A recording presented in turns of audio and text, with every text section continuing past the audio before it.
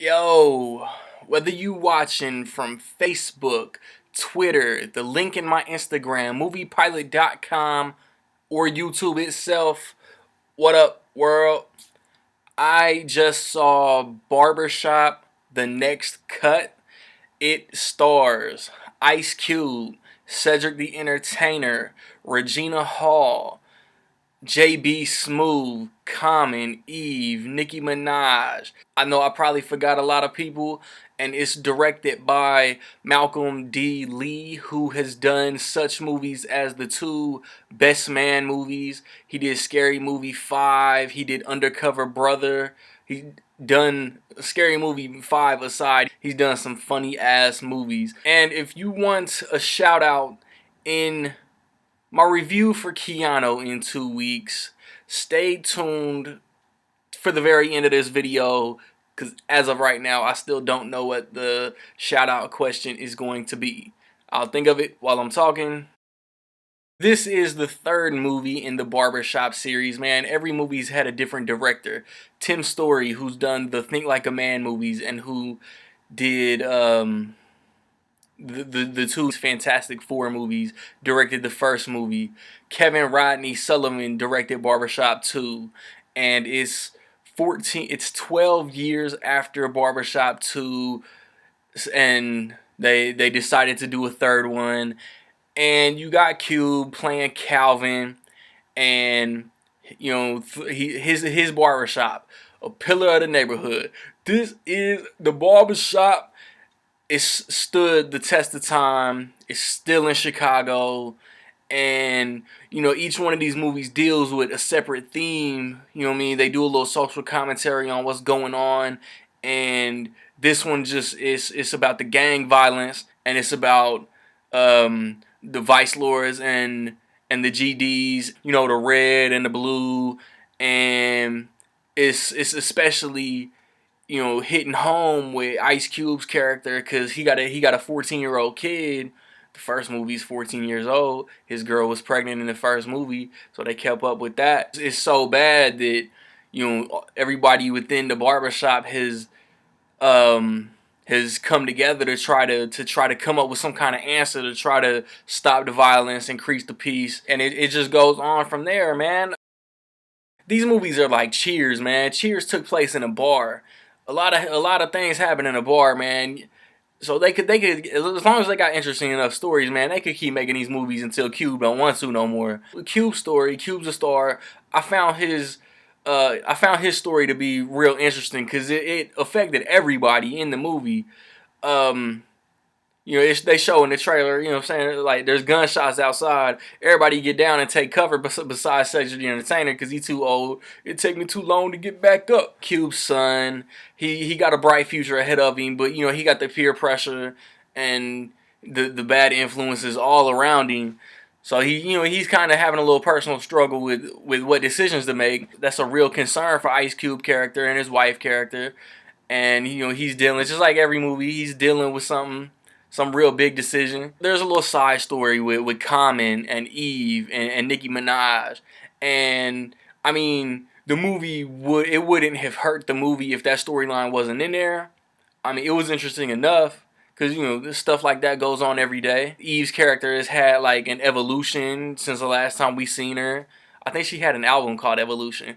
But, she's just not the exact same character that she was in Barbershop 2 back in 2004. Of course, she's grown and moved to a new stage of her life. Just like the first movie was basically Ice Cube had recently inherited the barbershop, and he really didn't realize how important it was to Chicago and to the neighborhood until it was too late, and he had to do what he had to do to keep his barbershop. And then you got Barbershop 2 dealt with bigger business coming in, and bigger business chains coming in and trying to move Ice Cube out of the neighborhood. And then this one is just the gang violence in Chicago and how serious it really is. And I think that appeals to like a nationwide audience because, you know, violence is happening all over the place, not just in Chicago. And like I said, like Eve's character has grown since the second movie.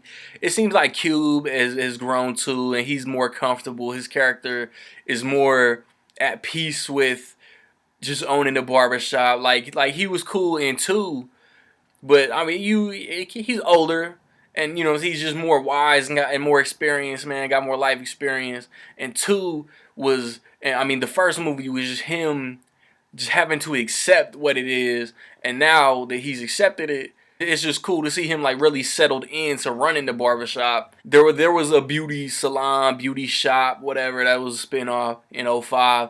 I wonder if they asked Queen Latifah to come back, or if it, because they never touch on it. I wonder if like Regina Hall character was just like somebody who took over from Queen Latifah, and they brought her on because Queen Latifah didn't want to come back, maybe.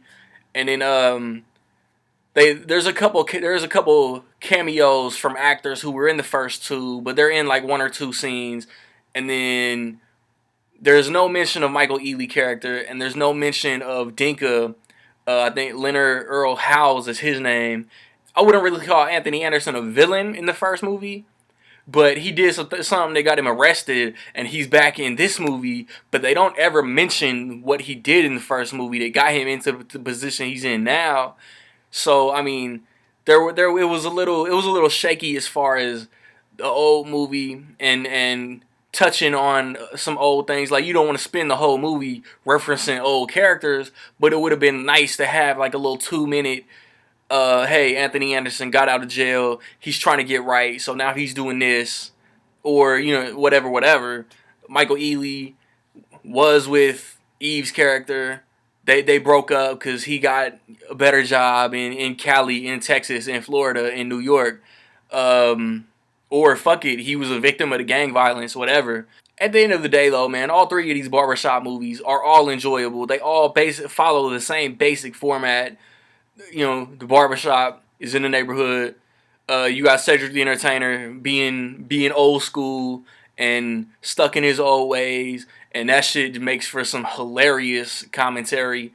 And this movie follows the same thing, man. There's a problem with the barbershop. The people in the barbershop want to figure out a way to try to come up with a solution, and they do what they do. In my opinion, man, Barbershop: The Next Cut is dope. If you like these movies, go see it, man. I don't think it should be like one crowd of people going to see the movie.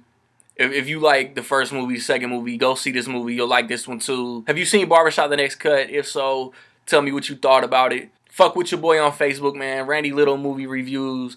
I'm trying to get my page up to 200 likes. Would highly appreciate that. No matter what you're going to see, man. Barbershop, Criminal, Jungle Book, Hardcore Henry the Boss. Whatever, man. Tag me in your ticket stubs, whatever, social media. I'm curious to know what y'all watching. And if you want a shout out, like I said, in my Keanu review in 2 weeks, before the box office results get posted, let me know within $2 million how much Barbershop is going to make at the box office this weekend. And first one to get it, and got to be within $2 million, higher or lower, it don't matter. We'll get a shout out. On the way, I got reviews for Criminal, for The Jungle Book. In 2 weeks, Keanu. And then next weekend, I want to do a movie talk video on which I still haven't decided. So like, subscribe, comment, find your boy where you find your boy, no matter what social media, man. Peace.